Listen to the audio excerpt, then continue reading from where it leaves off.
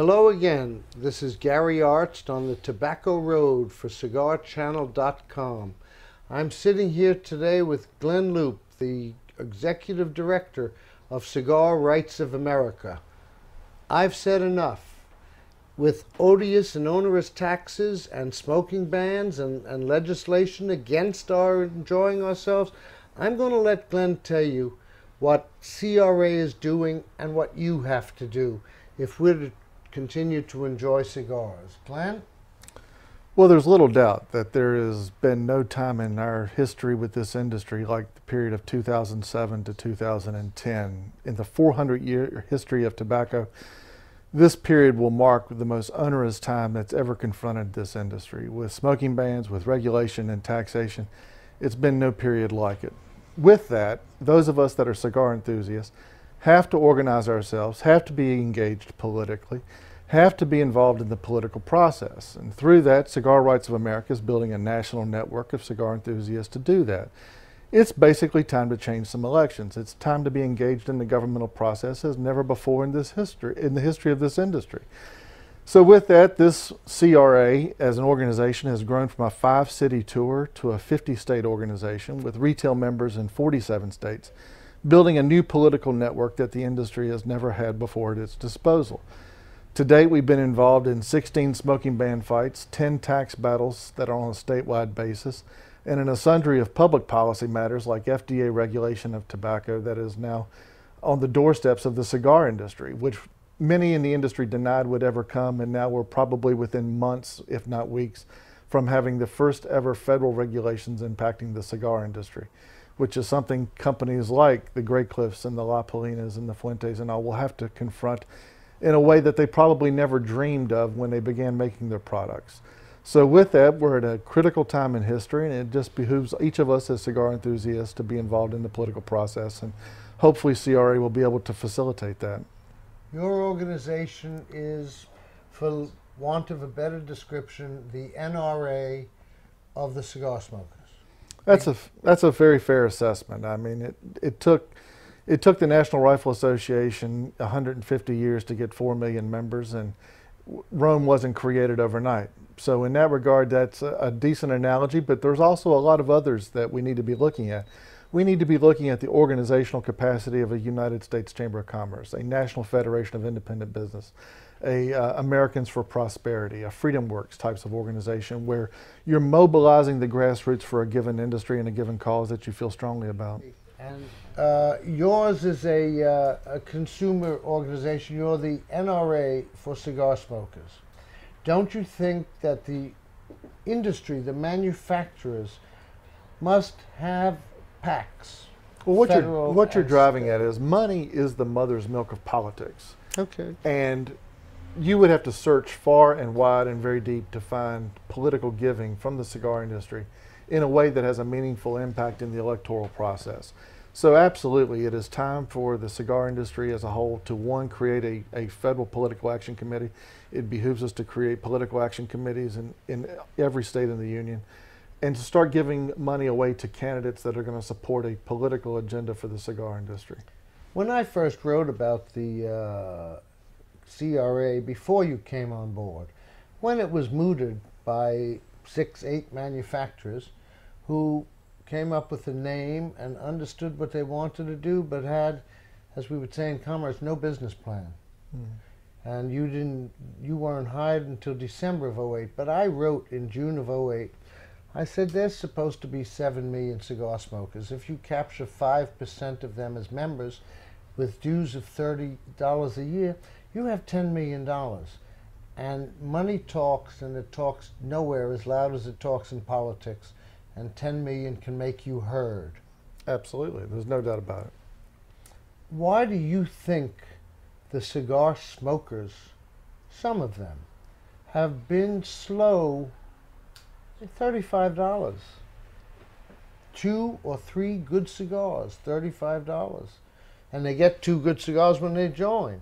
Why have they been so slow? And I know the NRA story, and that has ameliorated my anger about. Well, it always helps to have the Constitution on your side, and an amendment to tout. But frankly, I think a lot of it revolves around the fact that most cigar smokers have not felt enough pain in that regard. If you can still smoke in a home, if you can still smoke on your back porch, you're not going to feel that pain.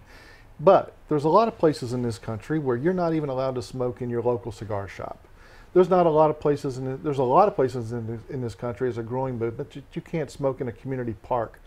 You can't find a place in Central Park in New York City to have a cigar or something of that nature. So as those rights are eroded, as they go away for individuals, they'll start to feel that impact.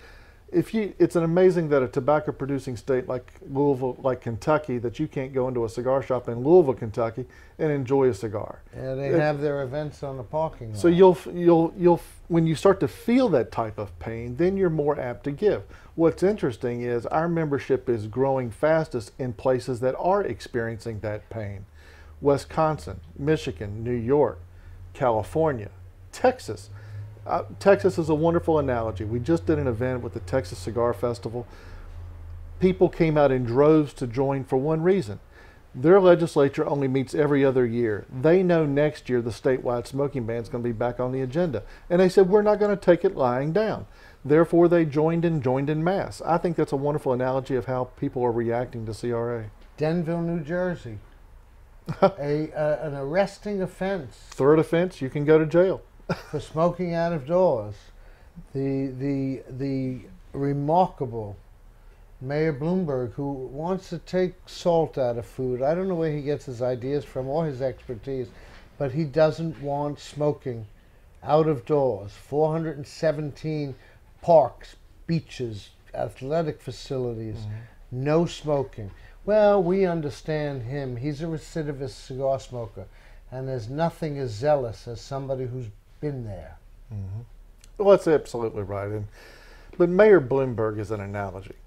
He's an analogy for what is now the mayor of Savannah, who frankly 2 weeks ago rolled out a smoking ban proposal that is worse than anything in New York City. Yeah, I heard about it. The mayor of Bloomington, Florida, or the mayor of Dallas, Texas, or one of my favorite on our mayoral wall of shame, Mayor Menino of Boston, who unilaterally banned smoking outdoors after companies like the Palm Steakhouse and the Capitol Grill had invested in outdoor patios to accommodate cigar smokers. After they had made that capital investment to conform with the law, Mayor Menino, through the Boston Board of Health, unilaterally said there's no smoking out of doors and that you can be fined for it. That's the type of an analogy that Bloomberg represents across this country that needs to simply go away at election time. I come to a marvelous moment in the last 12 months. Berkeley County, West Virginia, also through a unilateral action of a Board of Health, wanted to impose a smoking ban. A World War II veteran who had literally stormed the beaches of Normandy showed up on the steps of a rally held by local restaurants and bars and said one simple thing: I do not smoke, but if we don't stop this type of behavior, where will it stop? And I thought you couldn't have scripted it better with a Madison Avenue PR firm, and he spoke from the heart. And I think it's a perfect analogy. It's a distraction. This is a distraction issue to the major issues of the day. It's an easy out. But I come back to one quick program that we just rolled out at CRA, and that's Smoke the Vote. An opportunity to truly impact the electoral process, to put people in office that will support a pro-cigar agenda. Or at least leave us alone. Well, and you brought up Mayor Bloomberg. It came as a surprise to me just learn. I knew he won a close election, but I didn't know how close. If cigar smokers had turned out en masse in New York City, Mayor Bloomberg won after dropping $80 million on his campaign. He won by the equivalent of 8 votes per precinct. 8 votes per precinct. 10 smokers would have wiped him out. Absolutely, absolutely. If in every precinct in New York City, which is 6,011, what we need to do is to start tangibly engaging the cigar smoker in that type of political process, and we'll start to win. Glenn, I know you have to get to an important event with the Congressional Cigar Association. Tell how cigar smokers beat. Well, very quickly, my local cigar shop, Milan Tobacconist, will be 100 years old in 2012. It's owned by a third-generation couple, and their local state senator, Brandon Bell, introduced the first ever smoking ban legislation in Virginia in 2006. I was a patron of Milan Tobacconists, and they knew I was a lobbyist and if I would get involved in the process. So that led to creation of the Cigar Association of Virginia. But 2 years later, Senator Bell was challenged in a Republican primary by the local mayor, and that cigar shop mobilized itself, got engaged in the political process as never before. In a June primary, and who votes in June? In a June primary, Milan tobacconists activated their mailing list. When you bought a cigar in that shop, it said vote for Mayor Ralph Smith on June the 18th. When you bought a cigar from them, your bag was stamped with a Ralph Smith for Senate sticker, and they unleashed their mailing list by zip code according to their customer base 48 hours before that election. And out of 8,000 votes cast, Senator Bell introduced that smoking ban bill, lost by 75 votes. Now, out of 8,000 votes cast in a summertime primary, you can't convince me that that one little cigar shop did not have an impact on that election. And I think it's a wonderful analogy for what ought to be happening at cigar shops across the country. I'm not going to keep you. We'll have more time to talk about CRA because it's important, and you have to get on board with the Cigar Rights of America. For thecigarchannel.com, I'm Gary Arzt on the Tobacco Road. Until next time, keep smoking.